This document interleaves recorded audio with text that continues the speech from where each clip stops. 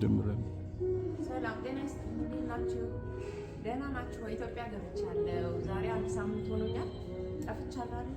በቃ ያው ስላልተመቸኝ ነው። ዛሬ ጊዮን ሆቴል መጥቼ ነው። በጣም የሚዘንብ ነበር። አሁንም ትንሽ ተወት አድርጎ ነው።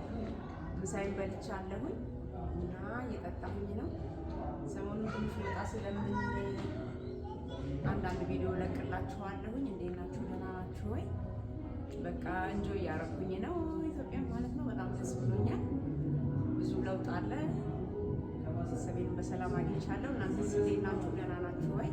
ያው ብቅ ብያለሁ። እንግዲህ በሚቀጥለው ቪዲዮ እስከምንገናኝ ድረስ ቪዲዮ እያያችሁ ላይክ አድርጉ። በጣም ደስ የሚለው በጣም ቆንጆ ነው። ውጭ ነው በጣም ደስ ይላል። ሆቴል ነው።